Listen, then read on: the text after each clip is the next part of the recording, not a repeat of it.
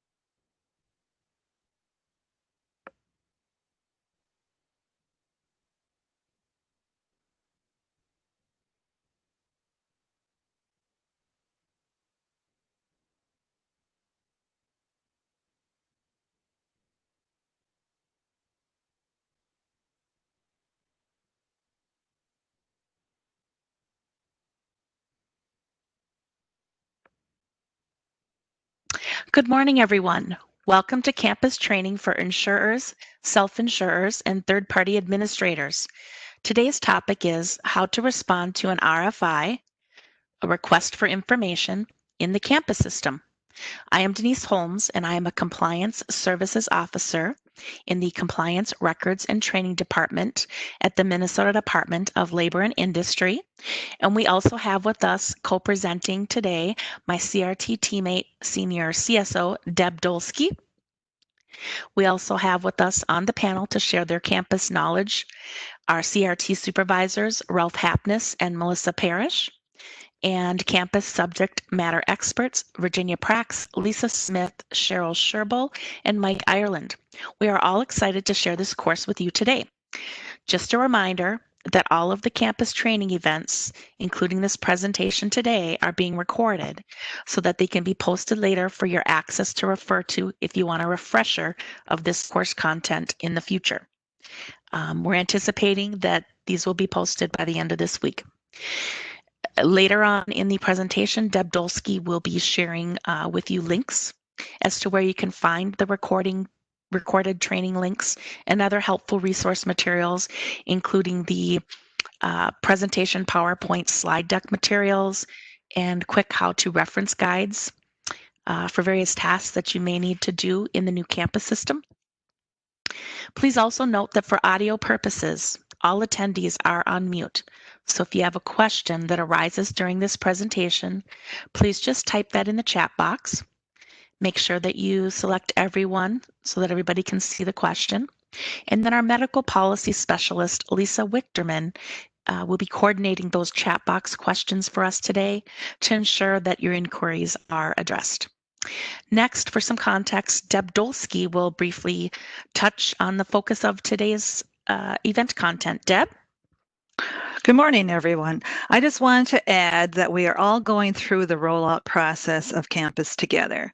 We look forward to a new system that allows easy access for all parties to a workers' compensation claim. We will work together on the transition to campus and help one another out. Also, please remember that after the go-live date of 11/2/2020, there is ongoing assistance with the transition of the new system with the utilization of the help desk. Denise, you can now begin the slide presentation. Okay, thanks, Deb. So let's start with a definition of the term RFI, or request for information. This covers a broad number of topics. It's basically a correspondence used by the Minnesota Department of Labor and Industry to formalize the inquiry process into a written format or letter when it requires additional information or documentation from either an individual claim representative or an entity like an insurance carrier, third-party administrator, or a trading partner who is part of the Minnesota workers' compensation system. So for example, perhaps DLI audits a work comp claim file and finds that there's a possible indemnity underpayment in the financial information that was reported in the campus system. That would trigger the need for further information to be submitted so that we'd be able to review that response and determine if an additional wage loss benefit amount is owed to the injured worker.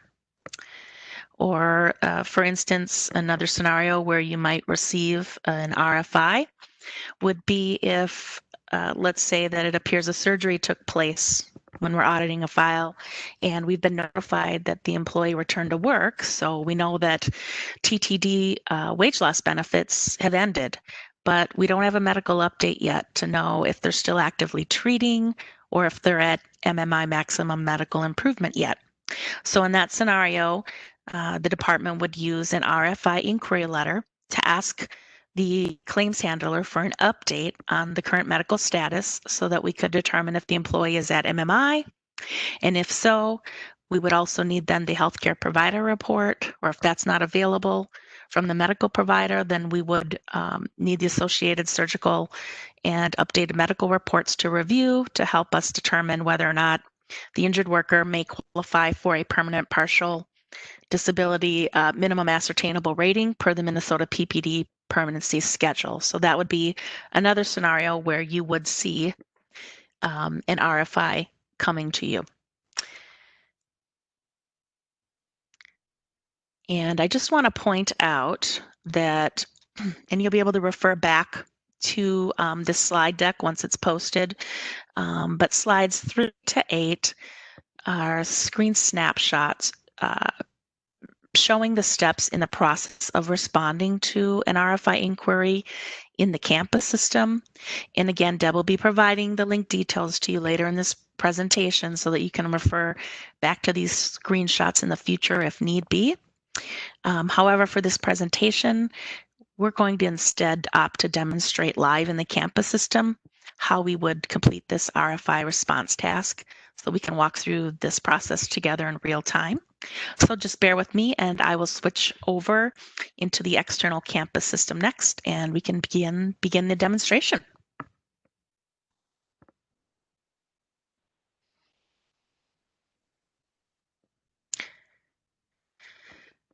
So basically, what would start this process, let's say that I'm claims adjuster, Melissa Claim Admin is my name, and this is my email box.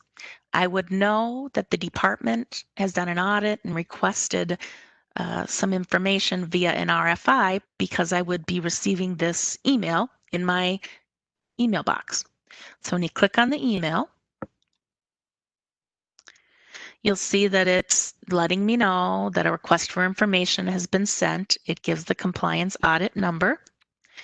And then it would say, click here to respond to the request. You see that that's a hyperlink. The other thing I'd point out, and I'll show you in a minute, there are 2 ways to get in to respond to this request. We're going to go through clicking on this hyperlink here. But if you don't go into it that way, you'll want to cut and paste this security code or PIN number. And I want to point out that the security code generally expires in 30 calendar days. If it's a longer period, it would say 45 days there if that's how long you were given to respond. But this PIN would only work for you to get into the campus system to see that request for information letter, again, for up to 30 days or until you filed a response and the PIN request is closed out. So. Okay, we have one question. Yes, Lisa. Okay, so the question from Pam is, where is the state getting the email address to send the request for info to? I can answer that if that's okay, Denise. Sure, Melissa. Hi, yep, this is Melissa. So the group admin training that I know we've talked about in some of the other training sessions that we've done, but certainly not everyone has been on those. There was group admin training last week on Wednesday, and there is again tomorrow. And each of the organizations has been emailed a survey and some email information to let us know who their group admin is going to be in campus. And that group admin does a few different things. Part of what they're going to do is give access to the employees of your group, which claims they can access, things like that. They're also going to input the email address of who would be responding to these requests for information, who's going to get the request for information emails. So that'll be an internal decision on your end as far as, you know, maybe it would be an email address that a few people have access to, so that if somebody is out on vacation or out sick or something, there's more than one person who could see the email and then distribute it as needed. But that information is going to come from the group admin. Thank you, Melissa. It's like we have a follow-up question. Can there be more than one email address?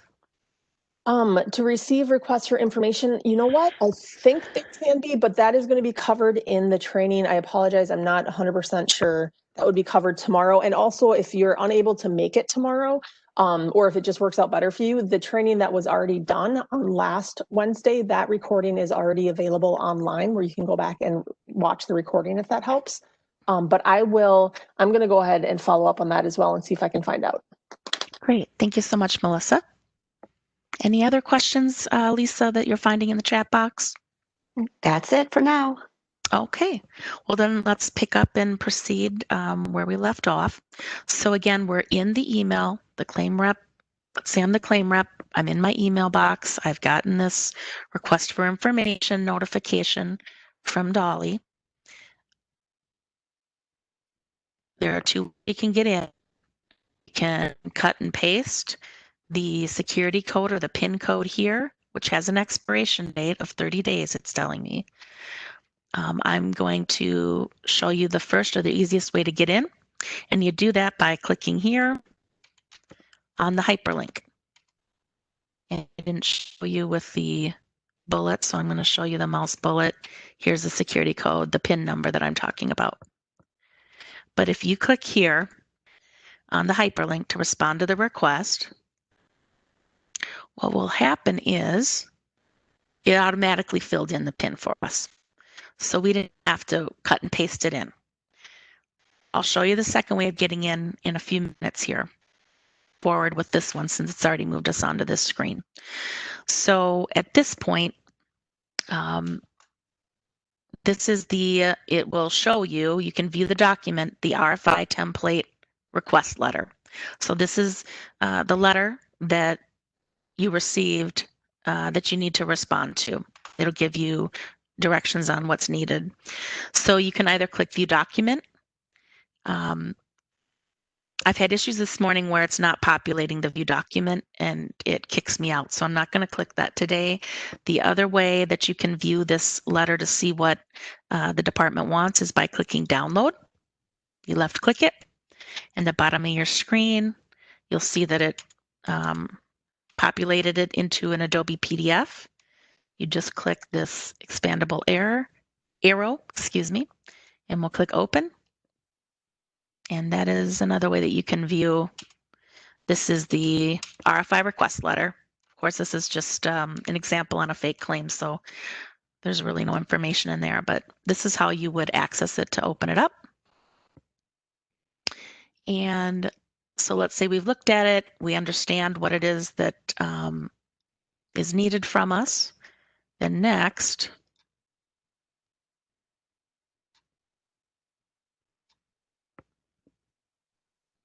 we would want to click. I got kicked out. One moment, please. Okay. So I know what's needed. I've looked at the document. And now we're going to move on to the response details. So I would put in here my name. You know, I'm Melissa, claim admin. Let's see, I work for a UAT test company. You'd put in your address.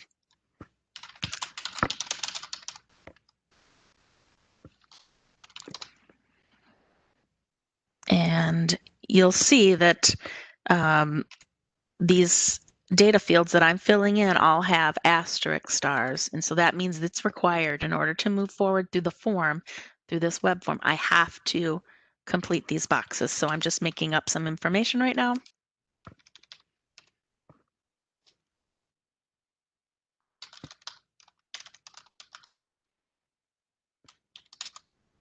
And right here, you would put the email box that it sent the notification to. And as Melissa Claim Admin, this is my email box. This is the account that I'm logged into Campus under, and that it's linked to. For submitting party type, you'd click the drop-down menu, and I am the insurer. Now, we're at the point where, as a claims representative, I can upload a document for a response. And so you'd left-click the Upload Document button there. It pops up this Upload Document box here. If you'll recall, there are two ways to get your files that you want to upload into this box here. You can either left-click on this hyperlink and then go into your downloads file, and it should automatically pop you up to that point. If not, just be sure that you scroll and find your downloads file, and then you'd select the item. You can left click on it. This is the Adobe PDF that I want to send to Dolly back as my response. And when you left click on it, you can see it populates it right in the file name automatically. And I can click open. When I do that, it populates it in there. The other way to populate it, I'm going to remove this and show you the other way. The other way to populate a drag and drop file here to upload would be to go down to your own system, open up your downloads folder, and again, find the document that you want to download or upload, excuse me. And so I've determined it's this one. It's the response to the 1016 RFI. So this time I can either double click it and it will populate it automatically into this box, or I can left click it and drag and drop it into the box. So we're at the point where we've got the document uploaded. We click upload. And you can see here, it's now uploaded it to the campus system. If you decide at this point, I made a mistake, that was the wrong letter, I didn't want to send that in response, you just click this remove button here and start over with the upload document process. See, I've determined, yes, this is the response I want to send, it's the right one. You click submit form. And you can see up here when the bar goes left to right green, that means it's populating. Okay, and so we get a box that pops up telling us the response to request for information is successfully submitted. It gives us a confirmation number. Now at this point, generally the box is larger than this. Generally, it not only gives you a confirmation number, but generally it also gives you a link to click, a hyperlink to view my forms or to view the document that you submitted. I'm not seeing that here, so we're going to go and find it in a different way. You can always do that. Bear with me here.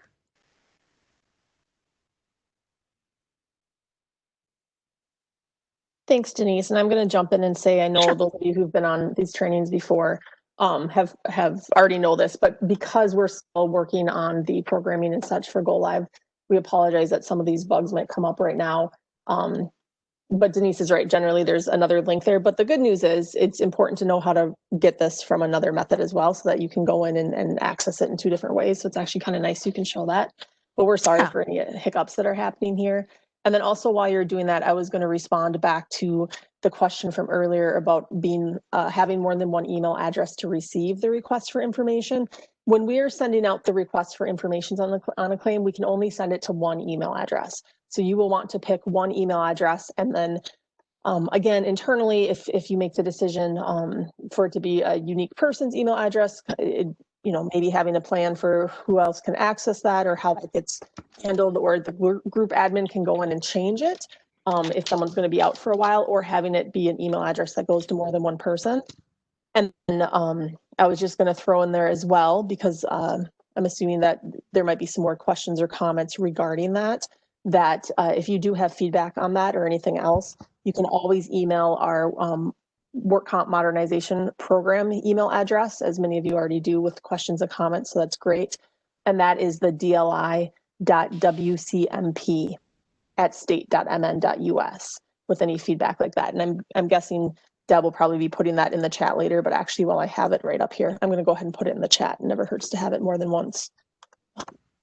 And there you go. Thanks. Thank you, Melissa. Okay, so either you can get to this screen here by clicking that link that should have popped up there, and it will when we're actually in the production campus environment starting November 2nd, or you can just log on to your campus page, your home page, and in the campus homepage, you can look at the My Forms tab, and you can see here the request for information. I sorted by last updated date. I'll point out this is one I created yesterday. It has not yet uploaded the one I just did. So we're at 10:20. So there is possibly a little hiccup in the system. That happens, as you know, with any system. So thank you for your patience with that. But basically what will happen is you're on your main home page. You can click on the My Forms tab. And you can either search using this filter button, by the claim to find it. I know I just created a response as the claim adjuster, so I'm just going to search by last updated date, click this until the most recent one comes up here. It should show 10/20/2020. It should look like this. It should show document upload and have an associated ID that we would be able to click and look at the response. So since the response that we just submitted in our fake claim example is not uploading currently, let's look at a prior one that I created in the system and take a look and see what that would look like. So when it does populate under the My Forms tab, the document you created, what you would see for your response when you click that link, you'd see the document that you submitted as a response, whether this be an Adobe PDF format letter. It always needs to be in that Adobe PDF format to upload into the campus system. Just a reminder on that. But here would be my response. So I can look at the document. And when we scroll down to the bottom of this page, in this scenario, I also submitted an additional supporting document, a healthcare provider report. But so let's say in my scenario that I just did, remember, I just submitted one letter for one document I uploaded. So we can go back to the click on the claim under related links.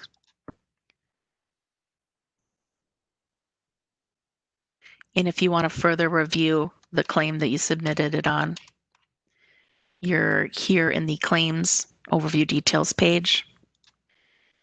Remember, any claim that you're looking at, when you click on the home page and you select the claim hyperlink, or you can search in that button up there in the navy toolbar on the home page, put in the claim number.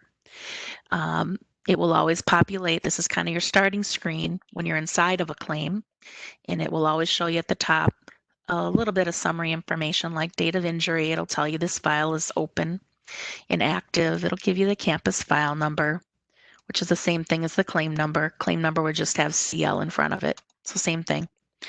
It tells you the employee's name, date of injury, body part injured, employer, insurer, and the claim admin number. You'll also recall that this starting page, this claim overview details page, it has these sections always here that you can expand to see further information. If you're interested in looking up overview details, key dates, injury details, accident details, employment details, return to work details, benefits and payment details, and if there's been a suspension of benefits filed, you would see the suspension details there as well. And the other thing that you'll always see on this main claims details page at the bottom, remember, is this section that has all the different tabs that you can get in and look at the parties involved on the claim. And you can switch between those by clicking the different tabs. The claim summary, which here, this is a fake claim, so we haven't loaded anything there. You'd be able to see here the benefits paid. This is what's been reported to campus. And you'd see it looks like it was temporary total disability benefits that were paid for that period. If PPD, you could see other benefits paid there.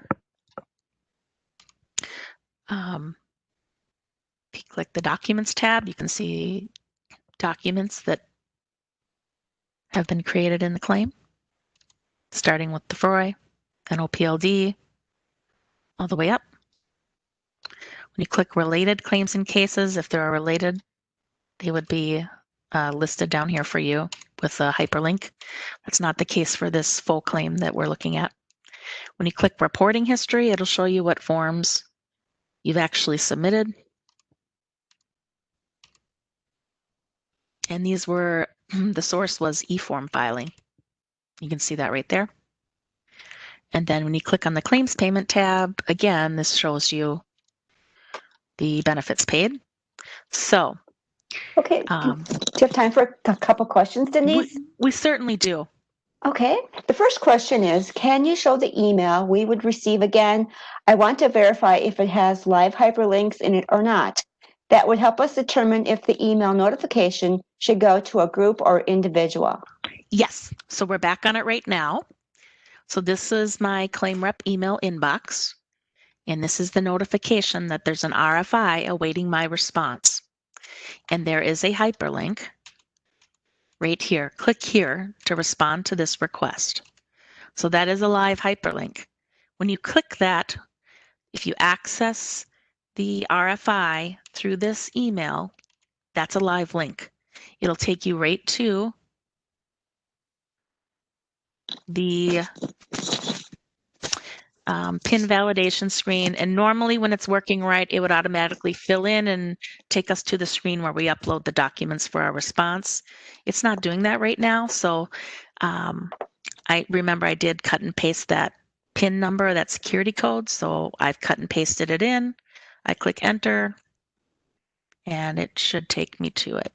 Now you'll notice, and you'd click enter here. Right now it's saying PIN's not valid. And this is what I told you about. You have up to 30 days to use the PIN in that email notification to access the claim and file a response. So it's active for 30 days or until you've actually answered the request for information, which we did. We uploaded a document. At that point, the PIN is no longer valid. That's because we've already used it to access and file a response. The response has been filed. So if we had not yet filed the response and we wanted to get into it, we'd click the hyperlink in that email. It would bring us right to this page and we could cut and paste the PIN. It should actually automatically fill in the production system, it will. And then you would click enter, and then remember it would take you to that response details page where we uploaded the document that was our response. And then we got a pop-up box that said we've successfully submitted a response. And that pop-up box in the production system, we can't see it here. It's not functioning correctly at this time in this test temporary system. But in the production system, there's a hyperlink there that you would click in the pop-up box saying you've successfully submitted a response. You could click the hyperlink and it would take you to the campus homepage where you could click once it loads here, I'll show you.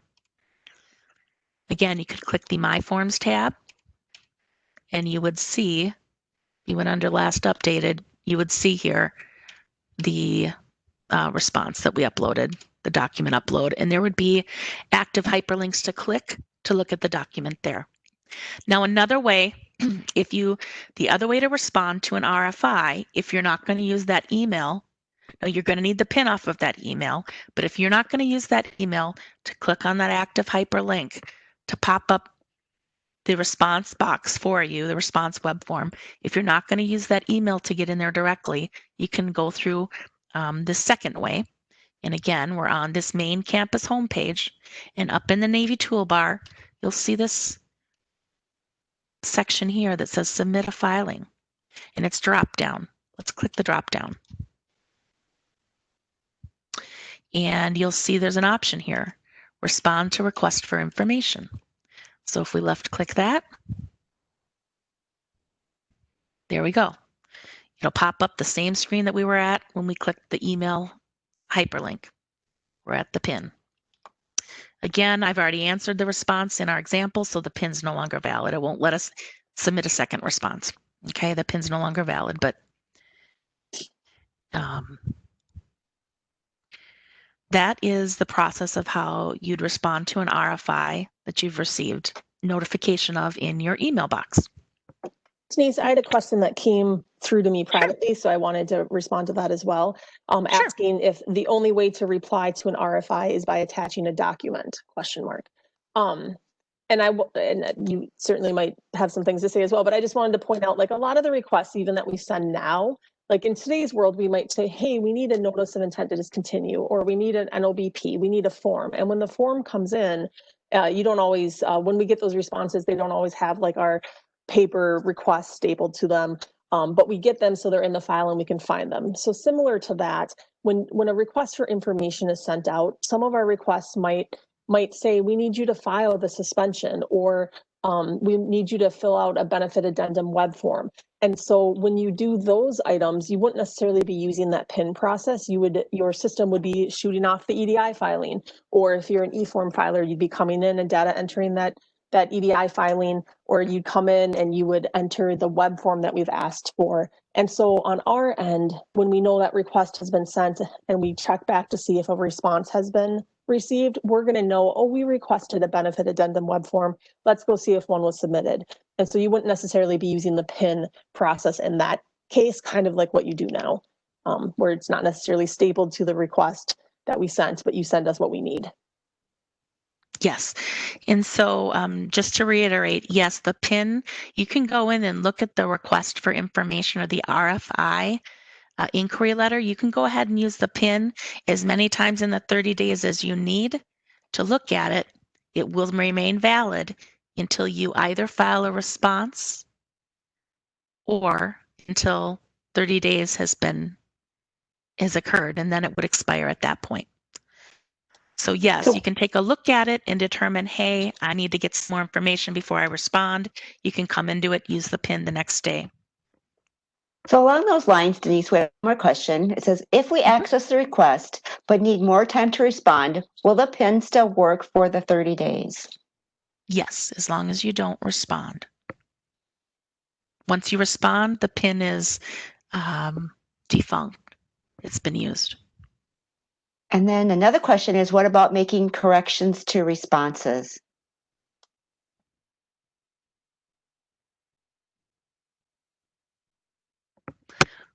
Would any of the panelists like to address that question? I can talk about that. Yeah, once the PIN is used, the PIN is used. So the PIN wouldn't be valid anymore. If you submit something and realize that either you made a mistake or you wanted to add something to it, there's a couple of different things you can do. You can go in and upload a document to the claim. So for, do we already have the training on that? Was that the one last week, Denise, about uploading a document? Yes. Okay. And yes, Melissa. So that training, if you were there, great. If not, the recording, I believe, is up on that link that I put in the chat a few minutes ago. So you can go in and you can submit, or excuse me, upload a document to the claim. Perhaps you forgot an attachment or you just wanted to correct some information. In EDI, there's also a narrative transaction, which is known as the NT for narrative. So on your EDI end, if you're using a vendor or if you're a direct connect, you can submit a narrative transaction, perhaps with some more information. Excuse me, some more information, or if you are doing the e-forms, you can go about it that way. And the requests that come out, let's see, would have, I'm thinking through the templates, has contact information for the requester. So if the request came from me, for example, or from me, you could certainly contact me directly and just say, hey, you know, I typoed on this, or I needed to add something else. And we can also walk you through how to go ahead and upload what you need to upload to the claim. Okay, any other incoming questions, Lisa, that we should address? That's it for this time. Okay. So basically, There are two ways then that you can respond to the RFI, either by clicking the hyperlink in your email notification or by cutting that PIN number out of the email and then logging into the campus system and going in the Submit a Filing button, drop down to Respond to Request for Information. Either way, it'll bring you to the same response screen. Upload your response. That will end the PIN being active, and that'll resolve the issue. Okay. Now, sometimes there are other specific request types like prompt action. That's a situation where Dolly may request specific information based on the system generated triggers, and that would follow a different process from these standard requests for information scenarios that we just went over, that are sent out after the audit of the file has been performed by compliance service officers. So I'm going to show you via the next slides what these additional process steps are for these scenarios.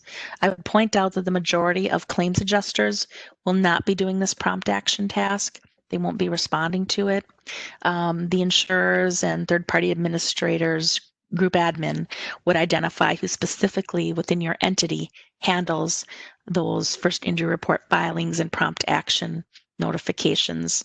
And that's the person who would be receiving the email alerts that we're going to talk about briefly next. Can I jump in? Sorry, Denise, with one more thing. Yes. We had Yes. another question that came up in the Q&A tab, Sure. that was asking about, is Campus optimized to be used better through Chrome or Microsoft Edge Explorer, for example? And Chrome is the recommended browser. So that was a really good question and a good thing we can talk about here. Just that Chrome is the recommended browser for your optimal Campus experience. Thank you. That's a great tip. Thank you, Melissa. And then we have another question. Is there a list on campus of all open RFI requests still awaiting a reply? Okay, this Melissa again. So on campus, I'm trying to think back many months ago now to when this came up, and I believe actually we had received feedback that that stakeholders did not want a bunch of extra notifications in campus in addition to the emails. So I think the email is the notification, and I do not believe there is an additional, I'm feeling pretty confident there's not an additional notification in campus as far as a task or anything. And now I'm trying to think through though whether or not there's any sort of a list or anything. I will have to get back to you on that, but that is another, actually, if that question asker, if you wouldn't mind, that would be a really great question to put into that WCMP email address that I listed up above a little bit in the chat. I think that'd be a really great feedback item for the program to look into. Thank you. Okay, it looks like we have another question from Catherine. Once the RFI has been responded to, will it be part of the permanent documents on our campus claim file in case we need to refer to it? yes. So you would see both the RFI request letter that you were sent from the department, as well as your response by clicking on the My Forms tab. And here you go, request for information. And then the response would also be, we uploaded a document. So at any time in the future, if you want to, I can't recall, how did I respond to that? You can certainly look those up here. Oh, and actually that's a great list. Then if you wanted to filter to see the requests and not just responses, but requests, you could probably use that filter to go through and just find all those. Thanks, Denise. Yeah, thank you. Okay, do you have time for one more question, Denise? Certainly. So this is from Bridget. If we complete an EDI transaction as a response to an RFI, what happens to the request since we are not loading a document?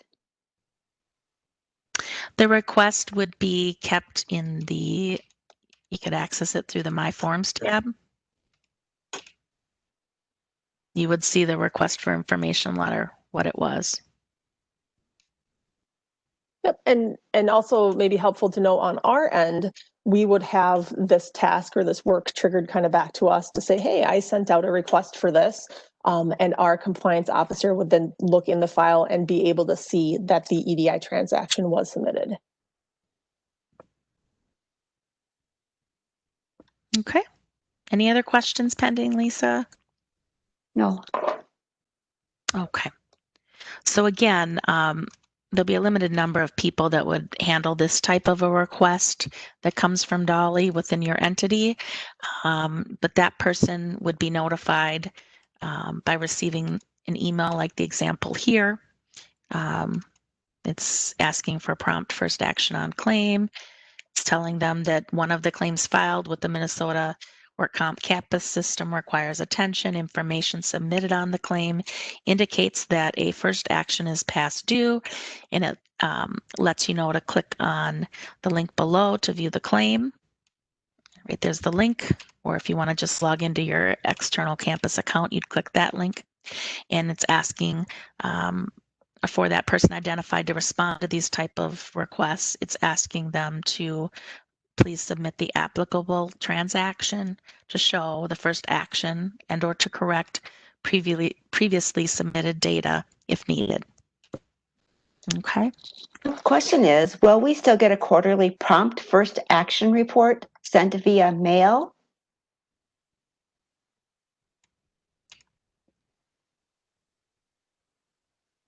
Let's see. I can jump in, and I'm not sure if. Oh, this is Lisa. Sorry. Yeah. I don't think we will be sending anything out by mail. Everything will be through the system, and you'll be able to see what on your dashboard, what claims are still don't have a first action. So that will be a way for you to go in and see what needs to be done on those claims where we're looking for a first action. Thank you, Lisa. Any other questions on that? Again, it's not a process that many claim reps will need to undertake. So we have another question from Julie. This is, how will reconsiderations be handled? Is that for prompt first action? Yes. If data needs to be fixed on a claim, say it looks like it's untimely in our system, but you're telling us that it was timely, you would file an O2 to update the date, say the date employer notified. So in the system, you would have to go in and update any of the data that needs to be changed. And I think that, or it could be a different MTC transaction that you need to change if say something happened prior to and it wasn't submitted. Yeah, I think does that sound right? Yep, thanks, Lisa. I was going to just kind of spin off of that too with the EDI submission. So I think one thing we can see a lot of even today is that sometimes the EDI FRI is sent in with the first day of lost time and no return to work date. So of course, when we get that information, it looks like an ongoing lost time claim. That was what was reported to us. And then in writing back and forth, we find out that maybe the first day of lost time shouldn't have been there. And so that information, if it's an EDI filing, it needs to be updated through EDI.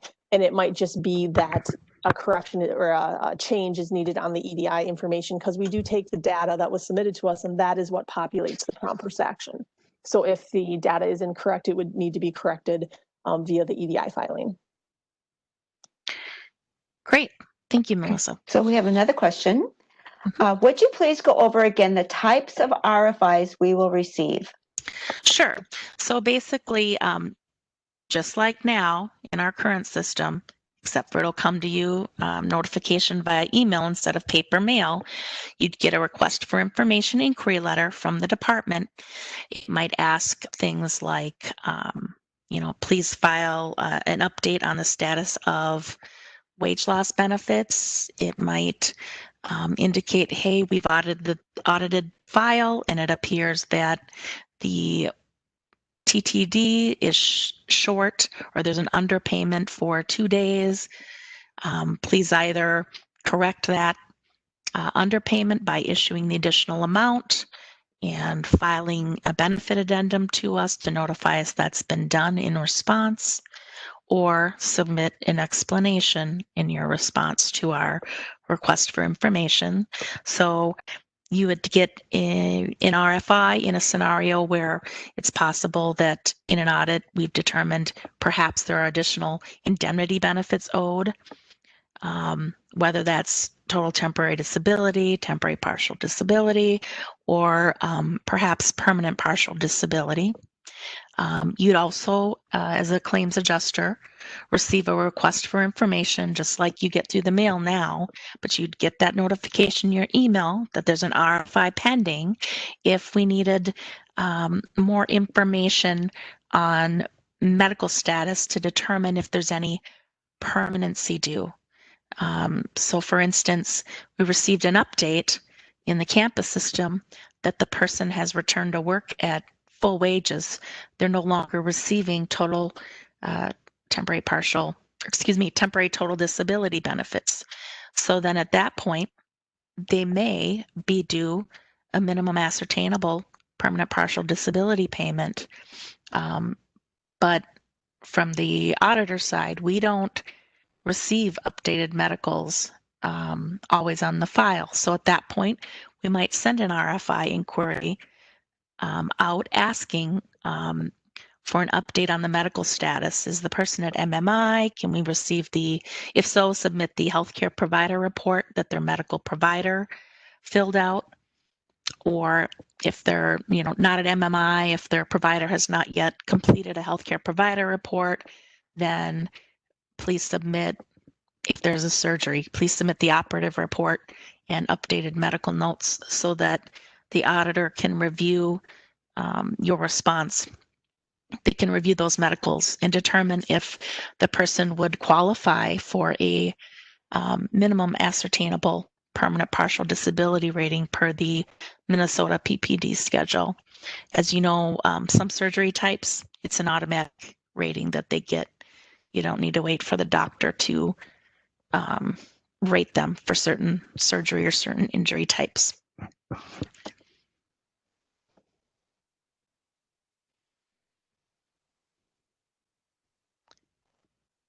Okay, we have another question. Mm-hmm. Do the RFI emails need to only be sent to one?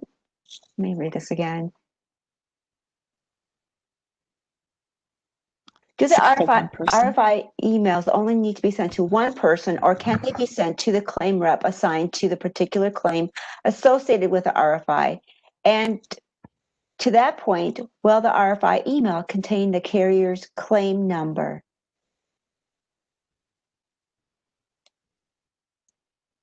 So the issue of who they're sent to, again, is that group admin thing. They would be sent to the email address that your group admin will determine to receive these requests, and it is not spread out by claim admin on each individual claim. Again, feedback on that or concerns with that, we welcome to that work comp modernization program email. But that is how the RFI process is set up. The email that comes out with the RFI that Denise had shown earlier does not have the claim number listed on it. For data privacy reasons, it's pretty sparse with actual data with identifying information on the email. So instead it alerts you to something that is in campus and then links you there. And once you follow the link and can use that process Denise had shown to see the request, then you would see more of the information.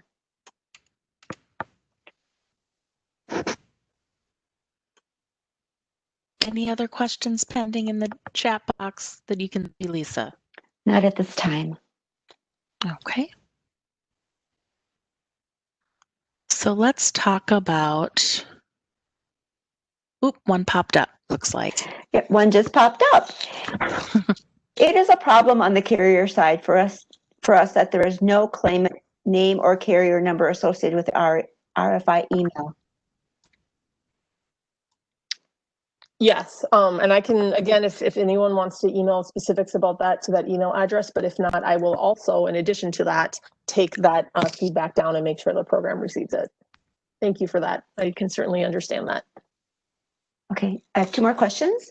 Will the RFI be specific? Oh, it's rolling here. Sorry, guys. Will the RFI be specific so the additional information can be provided via EDI? Will the department let us know that?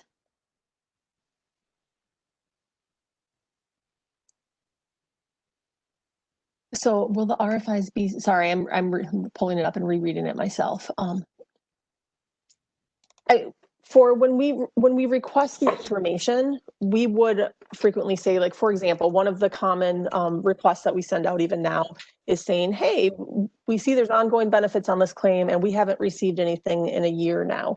Please either file what is today the notice of intent to discontinue or the interim status report, because one of those two things would be due, whether or not the benefits discontinued or were ongoing. In the future, things do change a little bit with EDI. So instead of a discontinuance, it is that suspension, the SX, the suspension transaction, or instead of an interim status report, there's now a annual claim or a sub-annual, an SA.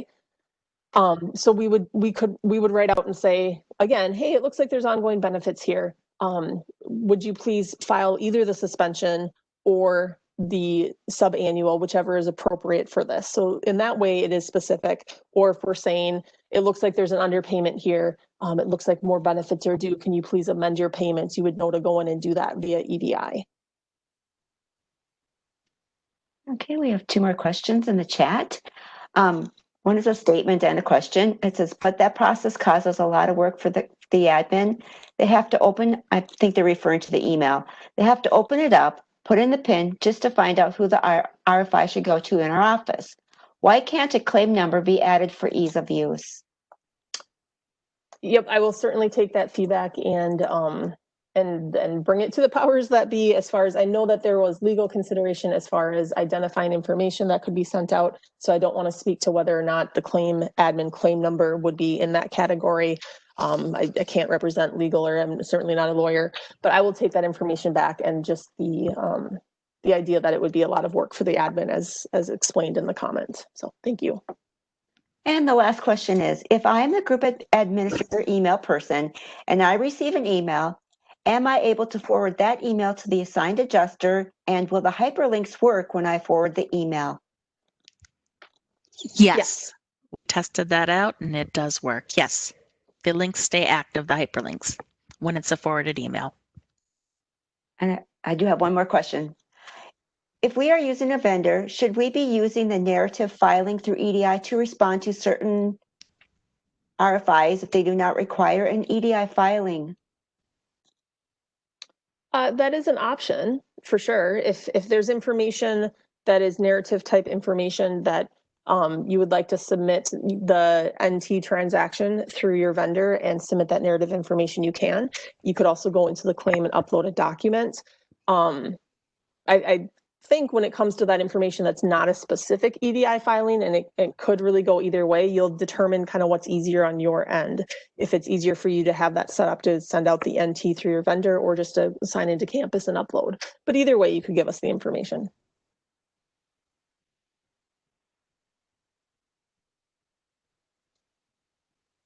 And next question is, when you click the link, do you need to have a campus logon to see it?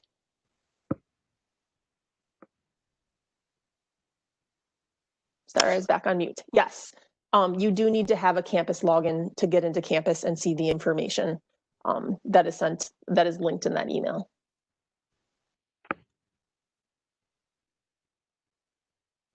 That's all the questions we have for now. Okay. Well, then let's pick up on the missing benefits web form section of today's presentation. And so this would be a scenario where you might need to submit an update on indemnity benefits paid.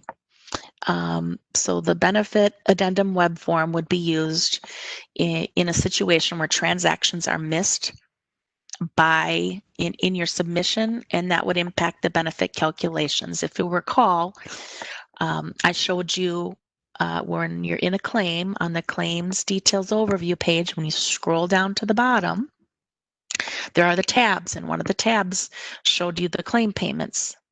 And let's say in there the information was incorrect. You've issued some additional benefits, maybe the request for information telling you it appears you were 2 days short and you need to issue 2 additional days. You've made the payment.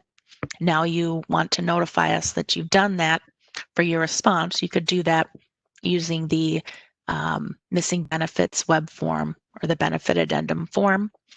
And so that benefit addendum web form, it allows you as a submitter to break down individual benefit periods and amounts, and you'd only be required to file the benefit addendum web form upon the request of Dolly. So upon the request from us. So again, so if you got an RFI request letter from Dolly asking you to address a possible wage loss underpayment, and if after you reviewed in your system the TTD amount paid, and you realize that, yeah, that was the case, there was an underpayment, unfortunately. So let's say in that scenario, you issued the additional TTD check to bring them up to the total amount that was actually due. Then you would want to file a missing benefits web form to update the campus system of this additional indemnity payment. So to do this, from the external claim overview details page, when you're in the claim, let's say you got the request for information claim, the request for information letter on Craig Robinson's claim. So this is that claim overview details page with the expandable sections, and at the bottom there are the tabs showing the claim payments, contacts, and all that. When you're in the claim on that main page, you would click the Submit a Filing button in the upper right-hand corner, the yellow Submit a Filing button. And then what will happen is a filing name box would pop up, and that's where you'd select. It'll have various options for you. In this scenario, for a missing benefits web form or benefits addendum form, you'd select missing benefits. And then you would click Save.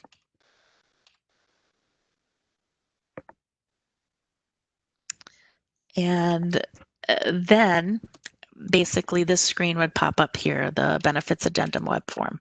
This is what it is. So the first step would be the benefit period selection for Craig Robinson's claim.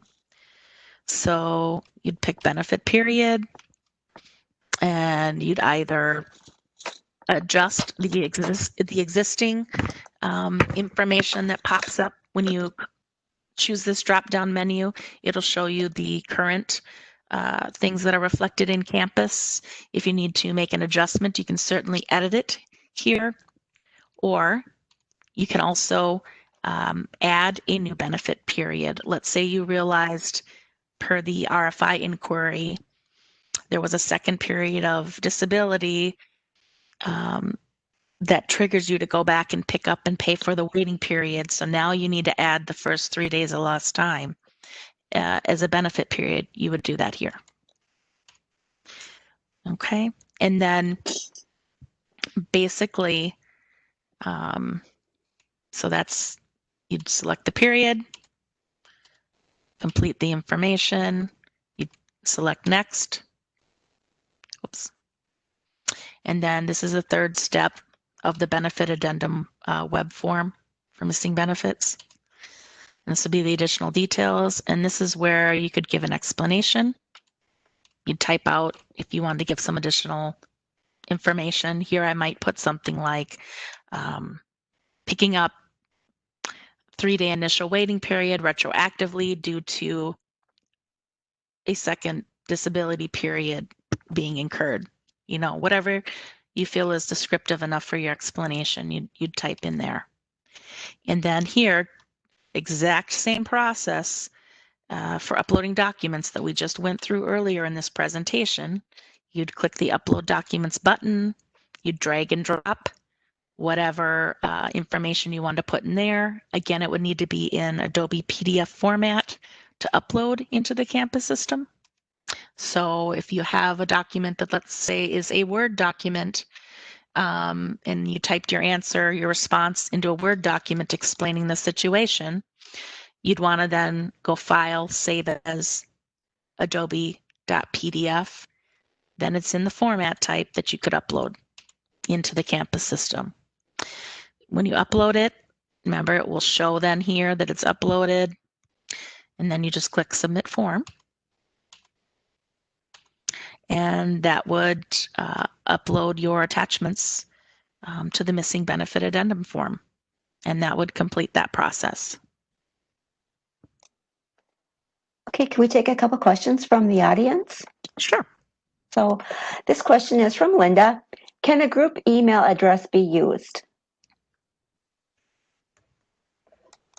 Yes, for the group admin, you would get to choose, your company would get to choose what email address to use for receiving requests for information. And that could definitely be a good way to do it, where it goes to a group so more than one person accesses the request. And the next question, as an EDI filer, would I still respond using this form, or would I respond via EDI with an O2 or other SROI?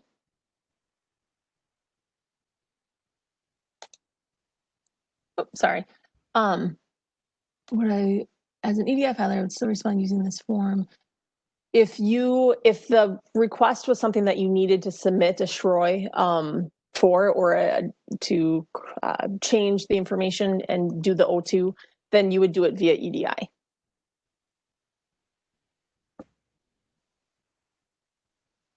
Thank you, Melissa. Any other questions on that? It's all the questions we have right now.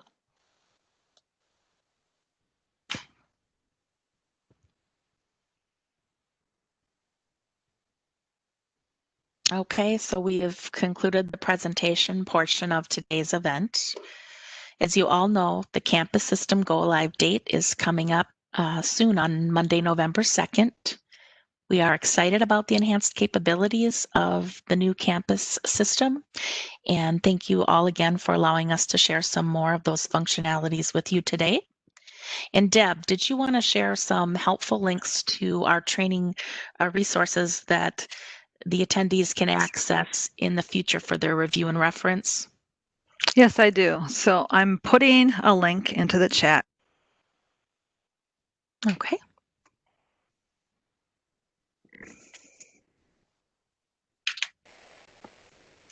And if you want to pull that up. Okay.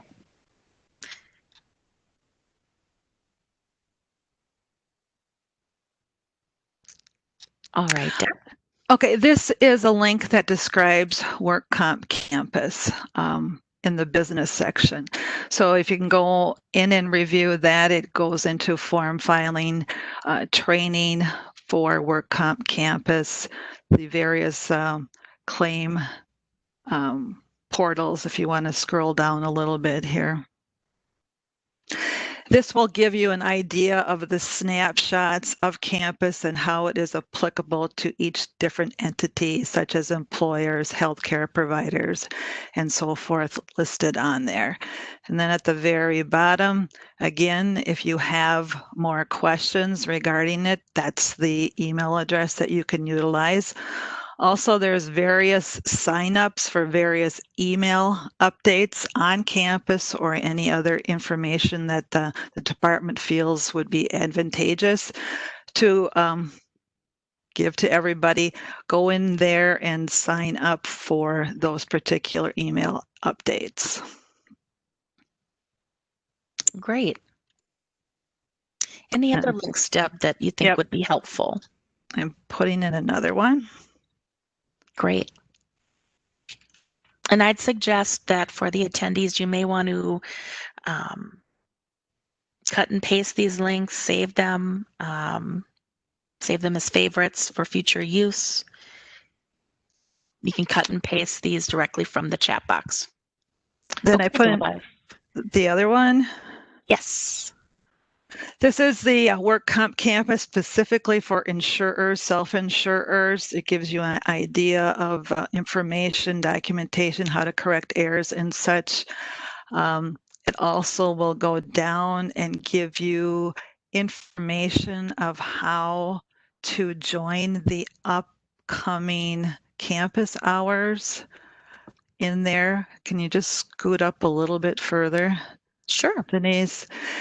It also advises and gives you all the presentation information that has currently or has been addressed so far to date, along with various quick reference guides that you can utilize that were applicable to that presentation. So that information is in there as well. And then if you wanted to go down and join the upcoming campus hour sections or sessions, that information is there as well. And then at the very bottom, if you haven't already, sign up for the emails for adjusters update. That's been a valuable tool for all the adjusters when there's any benefit adjustments, any campus information that needs to be given to all the parties. So I suggest that you sign up for that email list as well. Great. That's a helpful hint. And then I'm going to give you another one, Denise. Okay.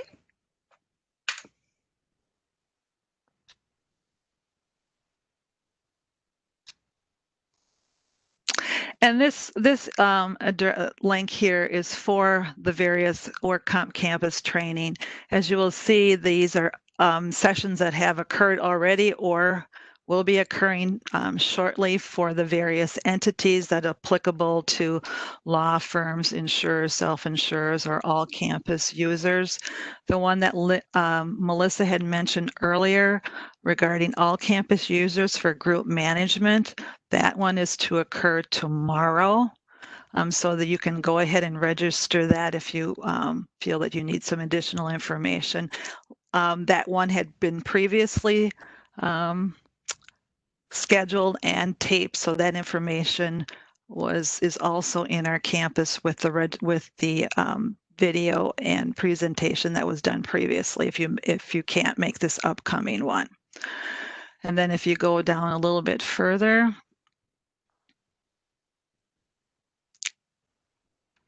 and here is some additional resources from the October training session. So there's not too many sessions left to get registration in, so you may want to take a look at those to see which one would be applicable for upcoming attendance.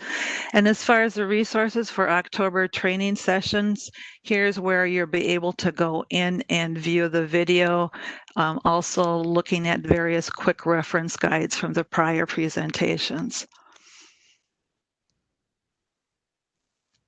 One of the things that I wanted to make sure that everyone is aware of, yes, it's the MTC guide. If you want to expand that one, please, Denise. This is what we call the crosswalk or the mapping. What this is a listing of what we are currently utilizing in our system. On the far right-hand column is what, like the first report of injury. The MTC is the definition for that particular form. And here on the far left is what will be in the future campus world. So what I've done, I've printed this out, so I have this for a quick reference next to my workstation, so you can understand where you may find well, here we have the notice of primary liability. In the new world, it's a full denial. It's a Shroy 04.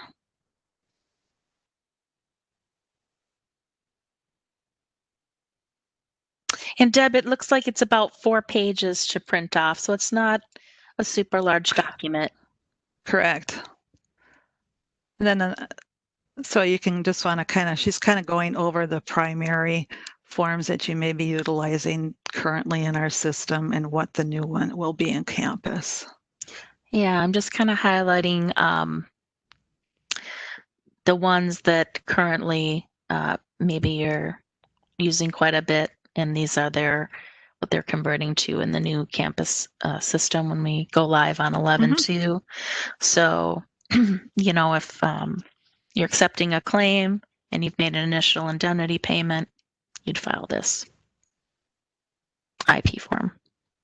That's the MTC code. So here's the narrative that somebody in the chat box earlier was asking a question about, can they submit an NT or a narrative form? And they surely can to provide supplemental information on the claim. But in here, note that it does tell you it does not replace information that needs to be sent via a specific transaction or a data element in a form. And so here you might just be doing a partial denial instead of a full denial. So instead of just one NOPLD form and clicking on the boxes if it's compensable, not compensable, you'll see that there are more choices with the MTC depending on if you're doing a partial denial, if you're doing a full denial. I think that was up on the first page. We have a question regarding Yes. this form. So this is from Tricia. Could you cover how a PX is equivalent to an NOPLD, but not a NOID? It seems like it could apply more to a NOID. Trisha, yeah, this is Melissa talking, and you nailed it. I see that is definitely a typo, so thank you for pointing that out. We need to get that corrected on the guide, or excuse me, on this quick reference guide here. That, yes, the partial suspension, the PX, is when you're suspending one benefit type, and there might be two ongoing, such as temp partial and perm partial at the same time. That really does relate to the NOID and not the NOPLD. So I apologize for that type, or for that, the wrong information there. We will get that updated on the resource that is posted online. Thank you for that. And so, Melissa, just to clarify, are you indicating that instead of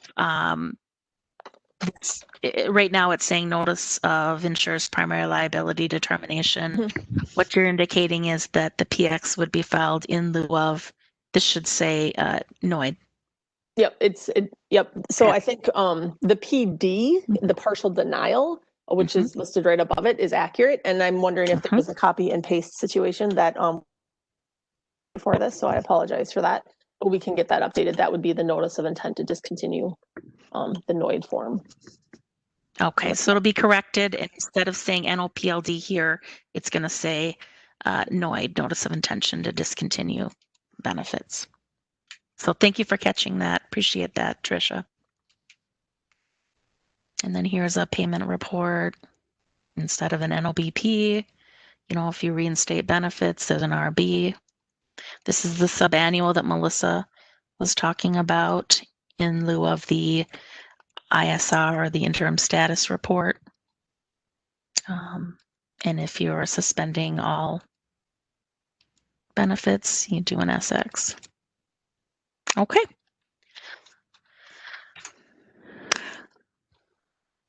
Okay, Denise, I put another link in the chat. Okay.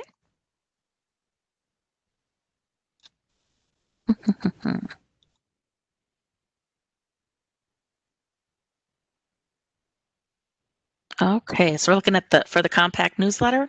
Yeah. We can get there. Let me pick a prior link and we can get there that way, I believe. So one moment. So this is, I'm going to get here clicking on the first link that Deb had put in the chat box. And this was that, the Work Comp Campus homepage. On the left-hand side, the banner here, or the ribbon.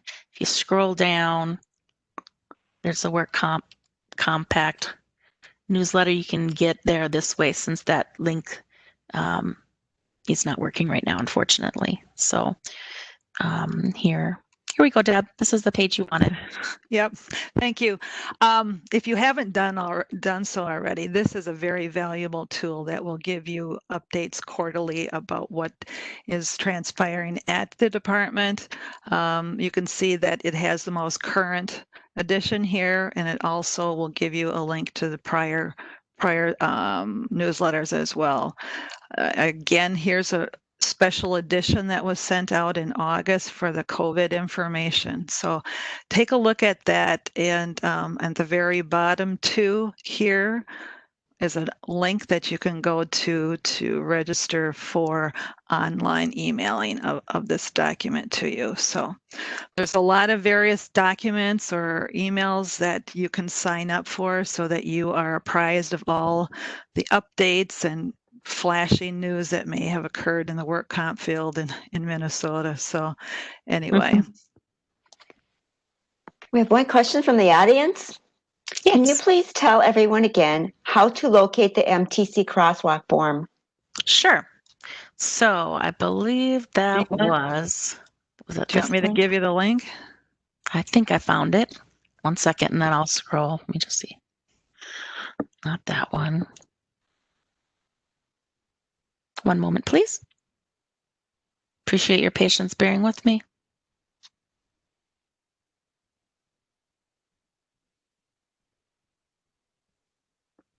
Keep clicking the wrong one.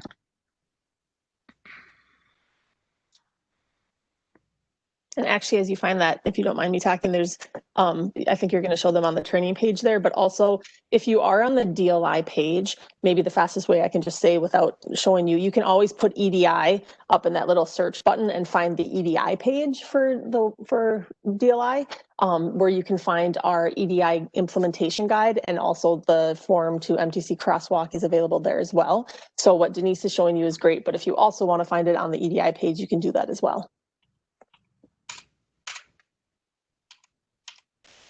So this is from, I got here from this link right here.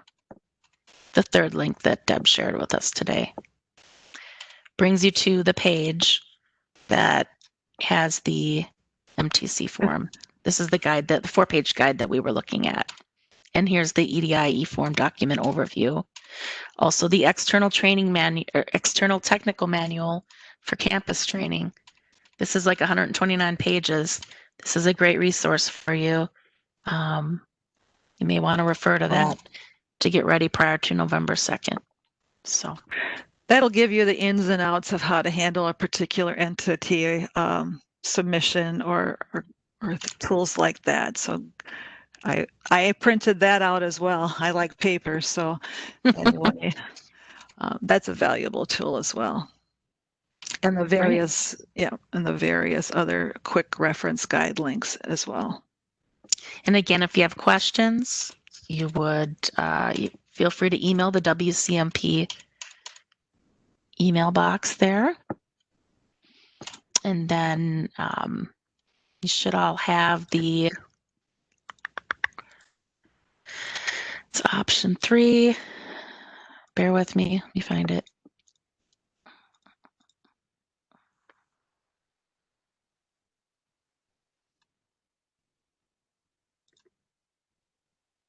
When you're in campus, if you have a question, what you would want to do to find the number if you don't have it handy.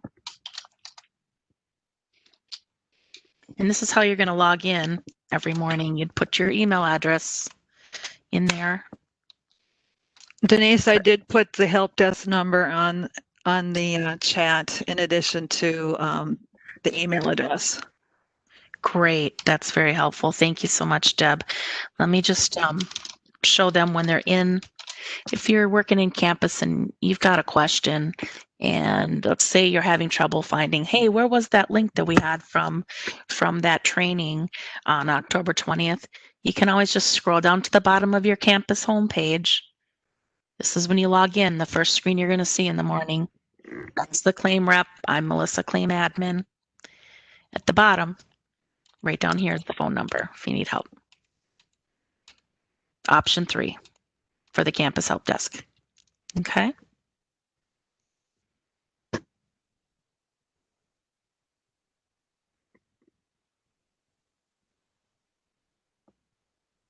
Any other questions?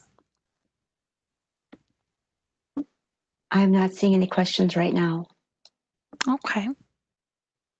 So this concludes the event today. Deb or panelists, do any of you have closing remarks that you'd like to add or share? I just want to let everyone know it's a new process for everyone, and we're here to help you. So we'll all work on this together. And thank you for your input today and questions. Okay, so it appears we're not getting any further questions in the chat box. So this does conclude our training, and thank you everyone for taking the time to attend this presentation today. If you don't have any further questions, feel free to drop off right now. But please note that the panel will stay on this WebEx event for a few minutes more just to see if anybody out there comes up with a lingering question they want to share in the chat box.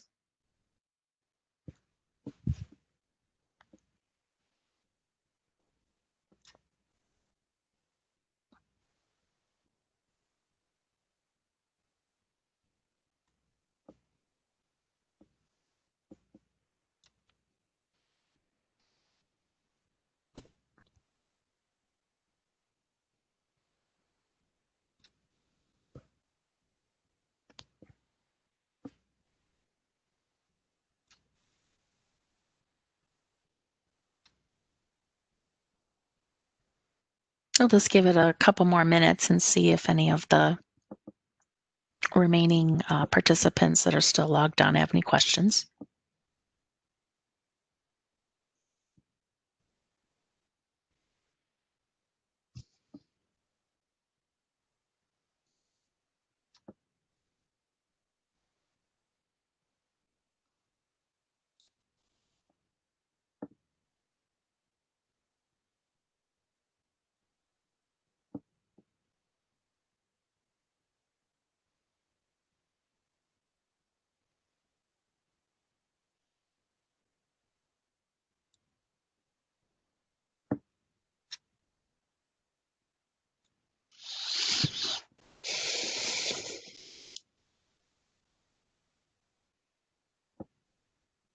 Lisa, are you seeing any further questions out there? No, there's no further questions that I can see.